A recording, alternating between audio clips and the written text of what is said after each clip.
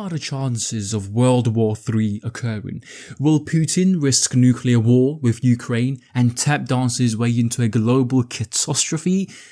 You see, I find that the prospects of an all-out immediate war to be very low, although of course, some world events could trigger and materialize this nightmarish outcome.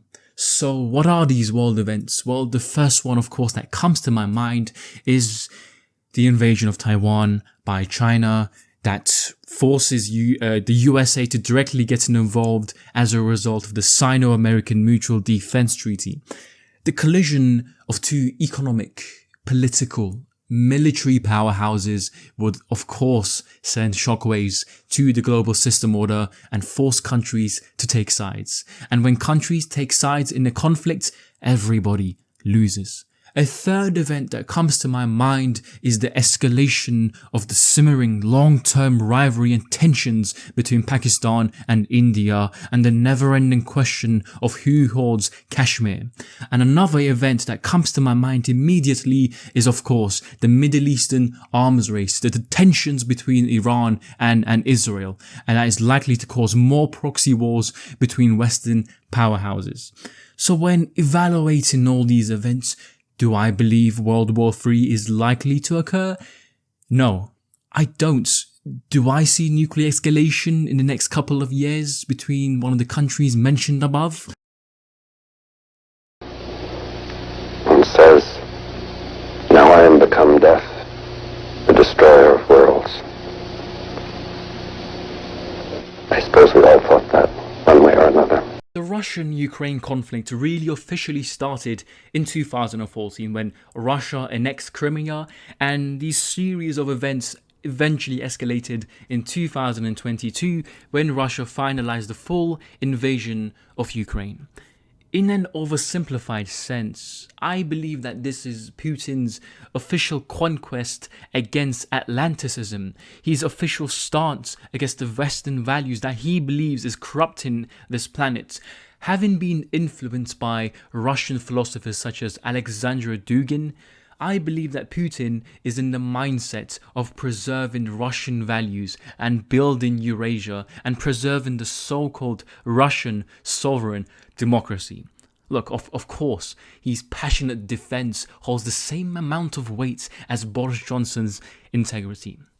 From an outsider's perspective, I believe that this conflict is tragically stuck in a knot, with both prominent leaders in Zelensky and Putin refusing to negotiate with each other for a compromise, for a peace. The absence of diplomacy will only lead to more brutal violence. Of course, the people will once again suffer at the whim of a leader refusing to look weak, and this goes for both sides. Do I blame Zelensky for taking this side against fighting Putin at all costs? Of course no. Ukraine has been invaded and Putin has decided to illegally take foreign territory, and Zelensky had said no, he wants to defend himself, he wants to defend his people, his family values, he wants to preserve Ukrainian culture, and at the moment the man is doing a hell of a job, and of course this is likely to linger on the war. As a result, I believe this conflict will linger on and no one will be the benefactor of it. And I say this because Russia is not gonna stop or back down. Putin is already in the dance and he can't go back and tell the DJ to change the music. No, he's in this, he's all in, and the outcomes that are likely to occur as a result of leaving everything in the pool table is that everybody loses. So I want to look back at history and apply some lessons that we can learn from. For the sake of the country and of your own happiness, I call upon you to march with me under the banner of freedom towards the beacon lights of national... So, let's go back to World War II. Let's go back to this momentous time in history when Britain was backed into a corner in World War II against the Nazi regime. William Churchil, in his words, said that you cannot reason with a tiger when your head is in its mouth. I think this quote summarizes the mindset that both Zelensky and Putin is trapped in. I want to further explore Churchill's position and the key takeaways that we can apply to the current situation. William Churchill, the Prime Minister of Britain, was a man dead set on fighting the Nazi regime till the bitter end in World War II, even at the cost of millions of civilian lives. In his own war cabinet, he faced opposition, mainly coming from Lord Halifax, the man who was the Secretary of State and opted to negotiate peace with the Nazis to prevent further slaughter. After seeing the fall of France and thousands of British soldiers being hounded by Germany, Halifax advocated for diplomacy with Italy, who was willing to broker peace deals with Nazi Germany and Great Britain. Looking back at these decisions, of course, Churchill will be heralded for his bravery for standing against Hitler and Halifax as a coward for not standing up against fascism.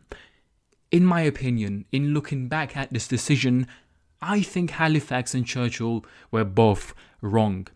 I think it was irrational to fight back against the Nazis without having the promise of the USA entering the war later on, and I think it was irrational to negotiate peace treaties with the Nazis, as Hitler had a tendency to break treaties, especially with British Prime Ministers.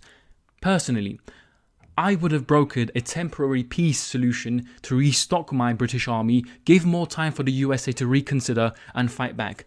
Of course, hindsight is 2020, and I have all the information in the world, so I can't fault both of these leaders in making the decisions they wanted to make. Applying this momentous time in history to the current day scenario, I see Zelensky as opting to be more Churchillian in his approach against fighting Putin and his dictatorial missions in creating Eurasia and fighting against the Western ideals. By waging this failed invasion, I believe that Putin is again being Churchillian in his mission against defrauding the West. You see, tragically, both sides are wearing the same tinted glasses but with different lenses. Of course, Zelensky has every right to fight back, but at this tense moment in our time, can the world again afford another Churchill situation?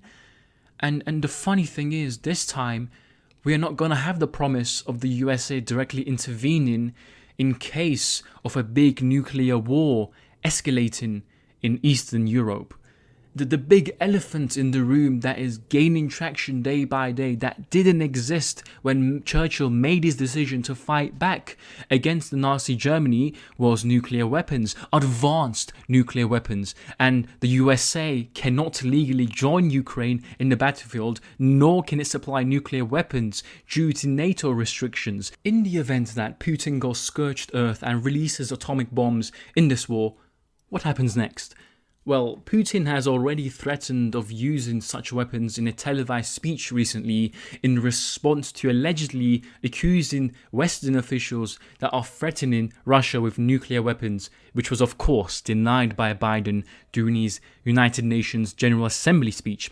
In that same televised speech, he announced a partial mobilization of Russian citizens into the military and for his support of referendums in Russian-controlled regions of Ukraine to legitimize territory. Of course, this is not recognized by any credible nation of whatsoever. In addition, with high turnover in his strategic war cabinet and his devastating fire and hire general policy, I believe that Putin is justifying the use of nuclear weapons as a last resort to win the war in Ukraine. Through the public announcements of such partial mobilizations, which, let's face it, is not going to make much difference in this war, I believe that Putin is showing his hands to the Russian public. I believe that Putin is showing that he has tried every playbook available to him to win this war. Partial mobilization, change in tactics, change in generals and so forth, and his only resort to activate and win this war is to use nuclear weapons, so therefore justifying the use of such devastating military power and shifting the course of momentum in this war. Look, Russia currently has the most nuclear weapons available. Do I think that Russia didn't prepare for the event of using nuclear weapons before starting this war? No. and that's a scary situation that we are likely heading towards. So it kind of does piss me off when I see Western commentators downplaying the future threats of a nuclear war. I am of the belief that in preparing for the worst, you have to prepare for all outcomes. In the event of a nuclear war, Russia is likely to win because, let's face it, Ukraine lacks nuclear weapon resources. And of course, I might be wrong because in the past, Russia has overplayed their military force, and it might be the case that Russia's nuclear warheads isn't as deadly as we think it is. But again, I'm going to assume the worst and prepare for it. So, in the event of a nuclear detonation, I think the most important player in this conflict is the United States of America, as always. The big question in my mind is that can the United States of America, led by the Biden administration, justify supplying nuclear weapons to Ukraine? God forbid, when the pictures come out, the aftermaths of the impact of nuclear weapons, the bones and the skeletons that people are going to see on social media, can Biden really convince the American population, in which a large percentage of people are opposing supplying weapons to Ukraine already, to supply nuclear weapons? Look, a nuclear war, in my opinion, is an outcome in which nobody wins. Can we see another Vietnam War scenario where the majority of population in the United States come out with their protesting banners saying make love and not war? And so in this instance, the big elephant in the room, as I mentioned before, is exposed. Can the USA, the defender of human rights, peace and global diplomacy, justify supplying nuclear weapons, knowing the sheer chaos it will cause to both sides and escalate tensions further? So these questions are really hard to answer, and another question that the West, especially the Europe and the European powers, have to make their stance is whether they will take a Churchillian route and fight fire with fire, or will they take the Halifax route in negotiating some kind of a treaty in which both sides can compromise? Of course, Zelensky has been adamant in his stance of never negotiating with Putin. In conclusion, I want to quickly highlight how we have come to this point. I believe that the years of defending the proliferation of nuclear weapons as a great deterrent in preventing all-out war has failed us.